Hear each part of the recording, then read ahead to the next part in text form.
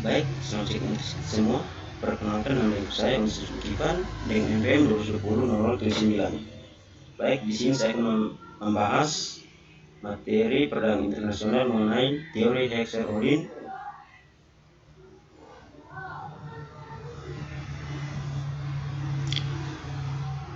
Mengatakan bahwa suatu negara akan mengekspor barang yang memiliki faktor produksi yang berlimpah secara insentif.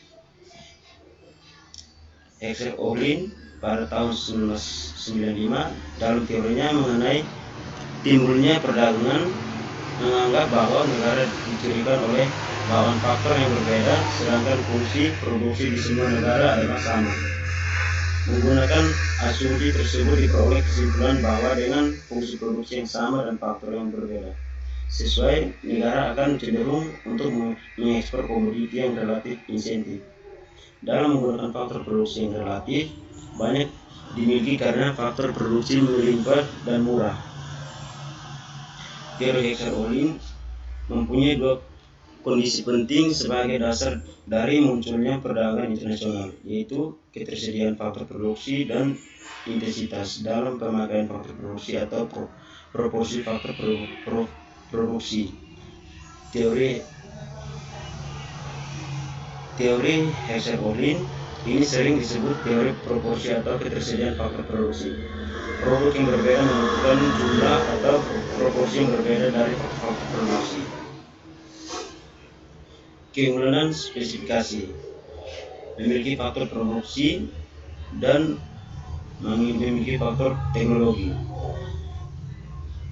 Di bagian faktor produksi yang pertama itu mengekspor barangnya yang pada karya dan mengimpor barang pada modal. Yang kedua, faktor produksi yang relatif menurun. Yang ketiga, upah akan turun sedangkan modal tingkat bunga akan naik. Yang kedua itu faktor teknologi. Yang pertama, mengekspor barangnya yang padat modal dan mengimpor faktor produksi. Yang kedua, harga faktor modal yang relatif menurun. Yang ketiga, upah akan meningkat sedangkan harga modal tingkat bunga akan menurun. Dampak Heckscher-Ohlin. Yang pertama itu harga barang yang sama dapat berlainan di negara yang berlainan karena harga dicerminkan oleh ongkos produksi atau apabila permintaan dianggap sama. Yang kedua, perbedaan timbul karena perbedaan ongkos produksi. Yang ketiga, ongkos produksi ditentukan oleh banyaknya jam kerja dicurahkan untuk membuat barang tersebut. Yang keempat, apabila untuk membuat barang yang sama diperlukan banyak jam kerja yang berlainan bagi negara yang berlainan, maka ongkos produksinya juga akan berlebihan.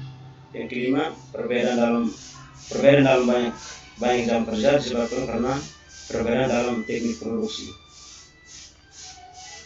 Sekian dan terima kasih.